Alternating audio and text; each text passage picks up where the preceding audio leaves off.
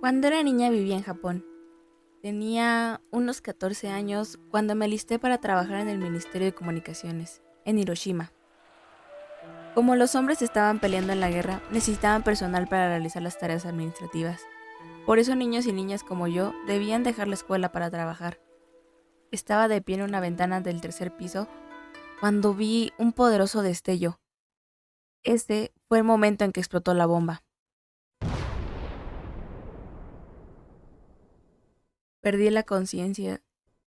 Ya no estaba junto a la ventana y me había golpeado la cabeza. Una mujer me ayudó a caminar hasta el hospital. La ciudad estaba completamente destruida. No había animales, ni niños jugando, solo gente deambulando cubierta de cenizas. Al día siguiente me desperté. Caminé hacia mi casa cruzando las llamas que aún cubrían la ciudad. Al llegar vi a 3 personas. Eran mi madre, mi hermana mayor y mi tía. Pero mi hermano no estaba. Había muerto. Durante años he sufrido complicaciones médicas debido a la bomba, como fatiga y dolores de cabeza. A pesar de todo, no odio a quienes lanzaron la bomba. Fui testigo de lo maravillosas que pueden ser las personas después de perderlo todo, pero nunca olvidaré que fueron humanos los que lanzaron una bomba atómica sobre otros humanos. Este es el relato de Bun Hachizume, una superviviente de la explosión nuclear en Hiroshima hace casi ya 80 años.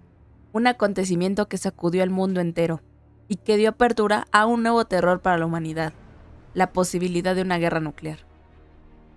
La Segunda Guerra Mundial tuvo lugar entre 1939 y 1945. Fue un conflicto que involucró a la mayoría de las naciones del mundo. Este conflicto resultó en la muerte de decenas de millones de personas y en la devastación de gran parte de Europa y Asia. 6 años en los que no solo soldados perdieron la vida. El mayor personaje afectado en este conflicto fue la población civil. Cientos de vidas pisoteadas, la inexistencia de una libertad al exterior, presas del miedo, el terror, la impotencia y, ¿de casualidad estas palabras no te suenan?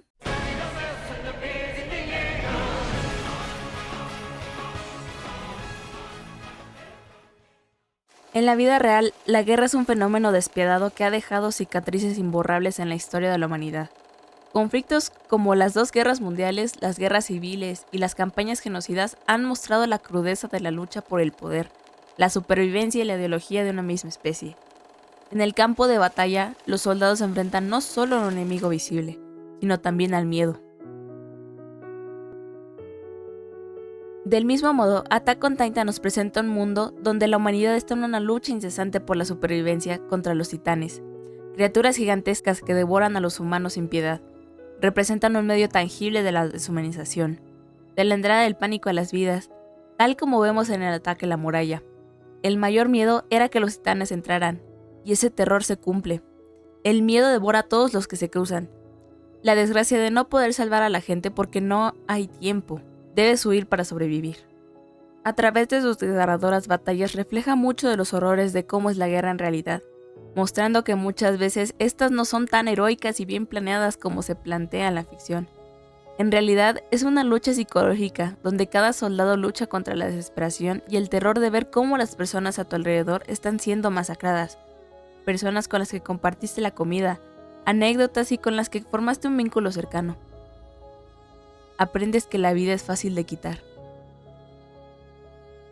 Y me alegro mucho que Attack on Titan no se guarde ni un momento en mostrarnos esto en pantalla. La fragilidad de la vida humana y la facilidad de que ésta se nos sea arrebatada. Pues de manera gráfica y brutal podemos rozar el gore. Al ver cómo seres que no tienen compasión y remordimiento de sus actos, no se detienen ni un segundo en pensar si están obrando bien o mal. Por eso es que les tenemos tanto miedo. No por su tamaño ni por su apariencia escalofriante, sino porque un humano puede dudar, con él puedes razonar, pero con estas bestias no. Una de mis secuencias favoritas es la declaración de guerra Paradise. El discurso de Willy Tybor habla de cómo todos tenemos países y culturas distintas y que frente a un enemigo tan poderoso era momento de unirse. La declaración de guerra se hace presente de inmediato. Eren comienza una masacre, deja oficiales, civiles y niños aplastados bajo escombros. El potencial de las fuerzas de Paradise es impresionante. Son capaces de defenderse mucho mejor frente a Marley. En poco tiempo pudieron hacerse de un armamento militar que les ayuda a infiltrarse en las fuerzas extranjeras. Y aunque es increíble la batalla, no dejamos de ver el sufrimiento de las personas de Marley. Hasta ese punto, solo habíamos visto la realidad de Paradise. Quizás para ese momento como espectador también llegaste a odiar a Marley, pero te das cuenta que las cosas no son tan distintas. Ambos pueblos sufrieron a manos del otro. Se vuelve un ciclo sin fin de odio, miedo y sangre. Nadie quiere morir en las manos del otro. Es el deseo más primitivo y fuerte del ser humano, sobrevivir. Durante la escena del desembarco en Normandía, en Salvando al Soldado Ryan, podemos apreciar el caos y la desesperación que se vive en un campo de batalla. Spielberg nos regala, además de una espléndida banda sonora, una crudeza tremenda en cómo hasta las personas mejor preparadas para la batalla se encuentran indefensas entre el muro de balas y la marea roja de sangre que los antecede. Sangre de sus compañeros que acaban de caer junto a ellos. Otro de mis ejemplos favoritos es durante la batalla de los bastardos de Juego de Tronos, donde Miguel Sapochnik nos guía en largos y caóticos planos de un Jon Snow que muchas veces no es capaz de distinguir entre los enemigos y sus propios compañeros, hasta que surge este precioso plano cenital donde Snow intenta recobrar el aliento y busca esperanza en no morir aplastado. Esto es la guerra, es sangre y miedo de morir en cada tic del reloj.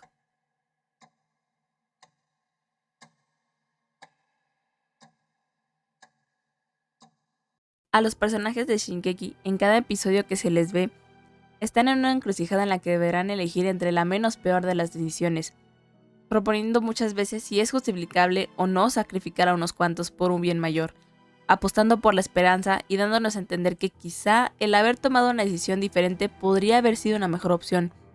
Pero algo crucial que Levi menciona es que no hay lugar para el arrepentimiento.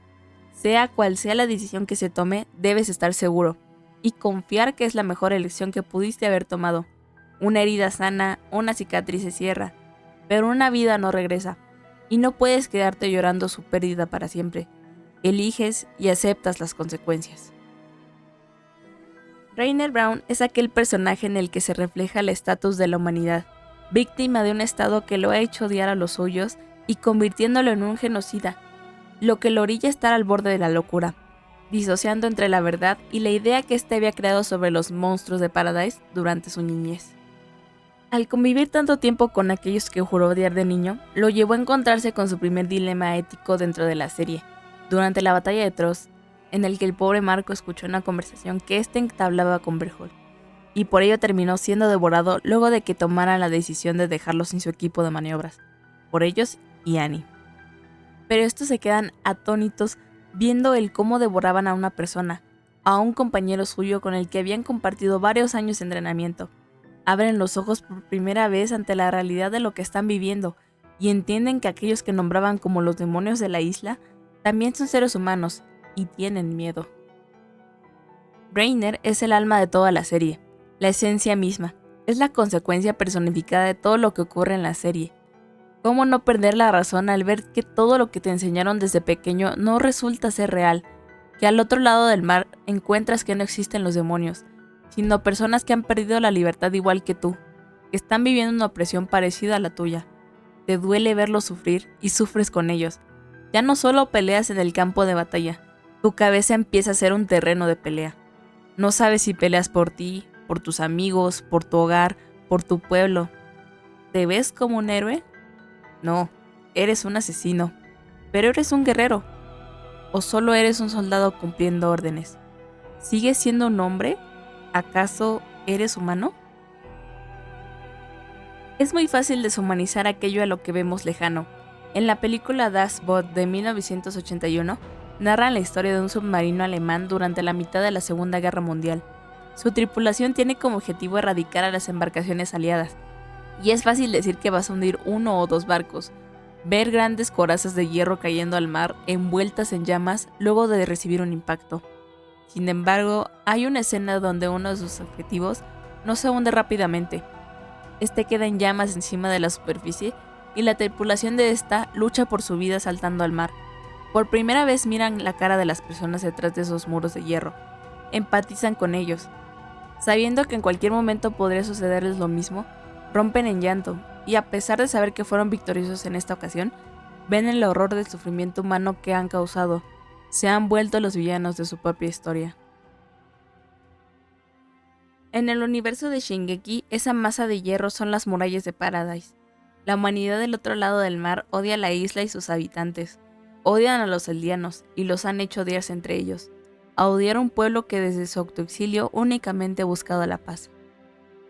Durante la cuarta temporada de esta serie, vemos una clara influencia estética de estructuras de poder y de dinámicas sociales a la Alemania de mediados del siglo XX. El genocidio es una realidad constante. Los eldianos descendientes de Ymir poseen la capacidad de transformarse en titanes, lo que los convierte en un grupo temido. Los marleyanos, en su intento de controlar y subyugar a los eldianos, implementan políticas de genocidio sistemático, usando a los eldianos como carne de cañón durante la guerra. Estos son confinados en zonas especiales que funcionan como campos de concentración. Viven bajo constante vigilancia y con muy pocas oportunidades para mejorar su situación. Me parece que la única nombrada en la serie es ser elegido guerrero, para aportar a un titán y ganar el título de honorable marleyense. Este confinamiento es una estrategia de control y opresión, diseñada para mantener a los eldianos subyugados y sin poder, portando brazaletes con estrellas amarillas como las impuestas a los judíos en la Segunda Guerra Mundial, y para así evitar cualquier tipo de rebelión. A los habitantes de la isla Paradise su dignidad es despojada por las murallas, y para los eldianos de Marley es el brazalete.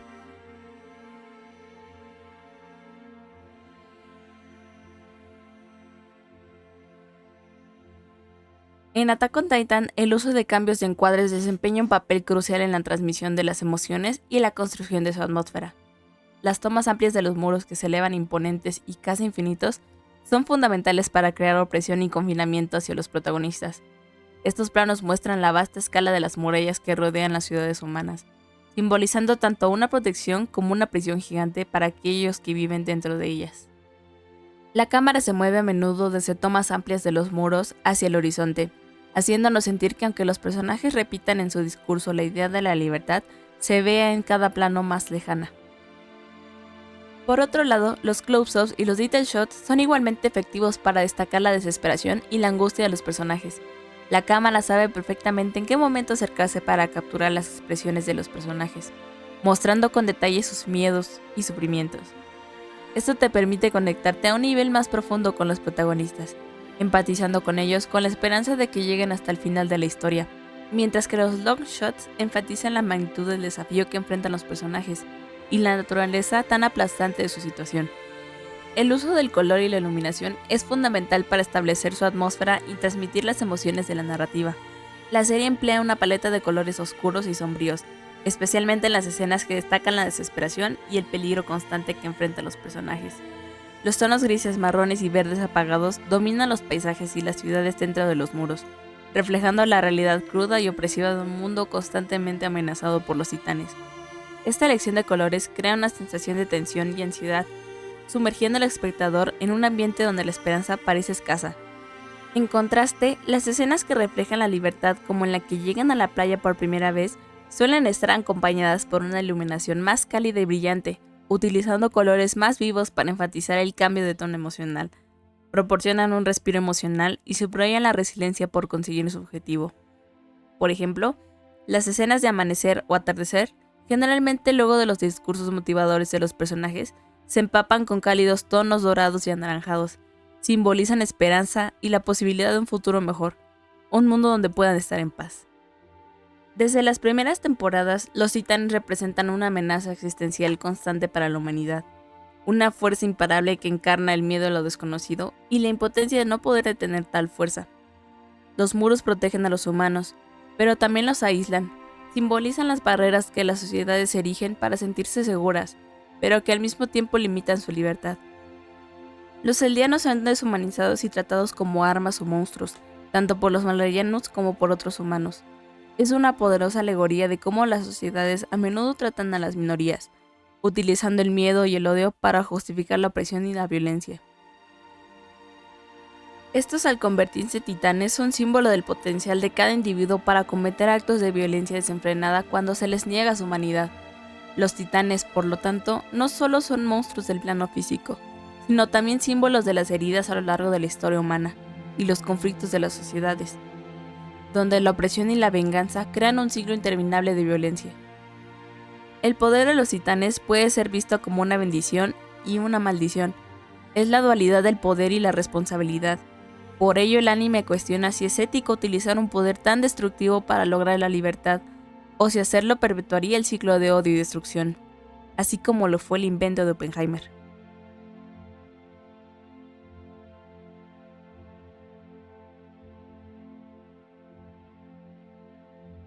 La señora Nakamura estaba de pie, mirando a su vecino, cuando todo brilló con el blanco más blanco que jamás hubiera visto.